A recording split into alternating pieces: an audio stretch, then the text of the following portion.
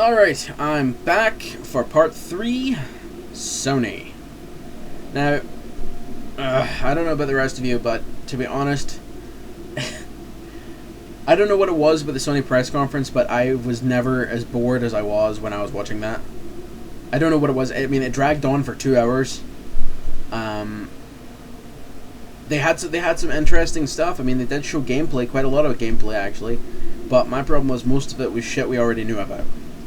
Like Killzone 3, ooh, big surprise. Little Big Planet 2, no shock there.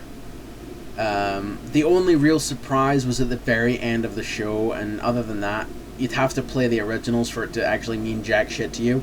But yeah, they showed some stuff, they showed some interesting gameplay footage, and at that point I was like, okay, maybe Sony's gonna steal the crown this year, maybe they're actually gonna, earn my respect, and no. Then, of course, they brought that fucking fat, pudgy little asshole out, who was he just had this, voice that just made me want to sleep. I don't get what it is about him. He just annoys me. At the same time as annoying me, he causes me to sleep. It's like his voice induces narcolepsy. I don't get it. But they started banging on about the fucking PS2 again. Now, I don't know if Sony actually understands this, but your old console is not supposed to be outselling your new console. That's nothing to boast about. PlayStation 2 is still the second most played console in the entire world. Who cares about second place? No one. Okay? You should not be boasting that your freaking old console is still outselling your new one. You freaking cut off software support for the PS2 last year, and it's still selling more than PS3. That should be a big fucking alarm bell for Sony. Someone should be going, this is not good. You know? Of course, they had their freaking, what was it they announced? Their PSN Plus, which is just a massive rip-off of Xbox Live. I mean, fucking huge rip-off with bells on. I mean, Jesus Christ, that was freaking abysmal. They hammered on about the PSP again. I was expecting to see the PSP 2. No announcement. They just continued on. They're still supporting the Go, which I don't understand. That thing fucking tanked last year. It didn't sell. It's fucking abysmal. So what the hell are you still supporting it for? And then, of course, I'm going to jump ahead to a few things. They had that freaking stupid advert for the PSP involving that little black kid. Now, not a racist, but that was just fucking irritating. Having some black kid tell me to play PSP just makes me want to freaking hoof him in the face. Yet again, I'm going to re-emphasize, not because he's black, because he's fucking annoying. I'm pretty sure they would have used Gary Coleman, but unfortunately he passed on, so they had to use another annoying little black kid who just reminds me of the annoying little black kid from Everybody Hates Chris, which is a show I don't watch because of the annoying little black kid! Ah! Why do people have to be annoying? Especially Sony, and they have to employ them. Urgh. But of course, the one thing that made me feel really weird about Sony's press conference, I mean, I was really taken aback by this, is when they brought out that guy who started talking, and he was unbelievably enthusiastic about gaming. Now, it's the same guy from the PSP adverts, and it was weird. It was just a really bizarre moment trying to get the crowd riled up. You're talking to a crowd of gamers. These guys don't answer questions unless it comes in the form of triangle, circle, cross, or square. Okay? These people don't answer questions, alright?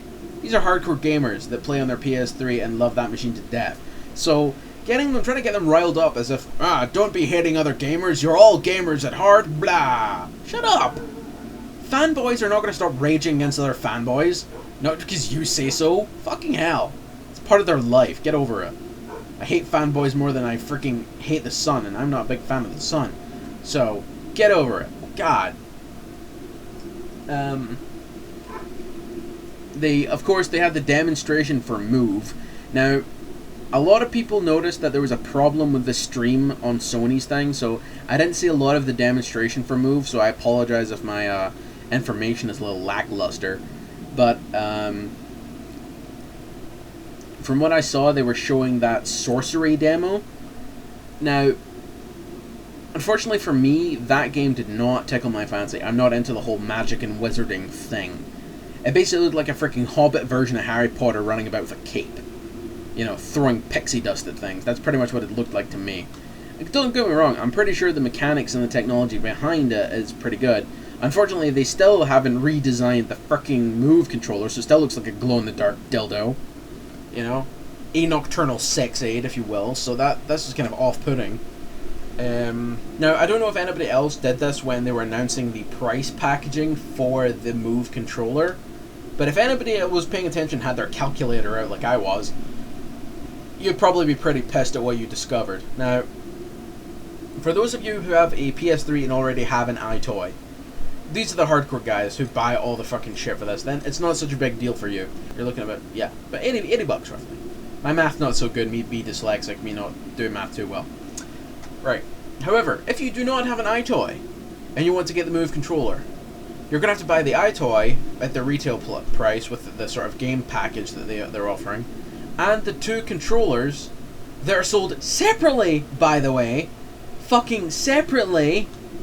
What the fuck? But the overall price of all those things is $177 for a fucking controller. What the shit? I'm sorry, but if Natal sells for $100, it's still going to be freaking immense because you don't need any controllers. And the one thing that guy was talking about is like, yeah, he was emphasizing that the Move has buttons. Yeah, the Move has buttons. You see, buttons give you more options. I'm sitting there going, yeah, I've seen Natal. You see my fingers? Those are my fucking buttons. Alright? There's no point frickin' ragging on the other company's motion control device when yours last year failed so spectacularly. And also this year, it only showed like 2 games. So I can, well, granted, Microsoft showed 6 and they were dragging the shit out of it, but at least they showed more variety. Ooh, wizarding. Woo! Skateboarding. Woo! Who cares? And then they showed that freaking stupid video showing about all the applications you have for the Move controller. Oh, it can be a gun, it can be a tennis racket, it can be a dolphin transformed into a pony. I don't care. It still looks in your hand like you're holding a glow-in-the-dark dildo. A remote control with a fucking ping pong ball on it. Gah! That is not innovation. That is taking a step back. Also, the sort of demonstration they had with the golf game where it wasn't actually responding properly, that... They have to freaking beta test this shit. Seriously. But, like I said, the Sony conference, like, towards the end, they had, like, 3 exclusives in a row. They were doing some pretty nifty stuff. Like, the big shock, of course, was Twisted Metal coming back, which, if you played the first ones, it's probably going to be pretty epic. I didn't.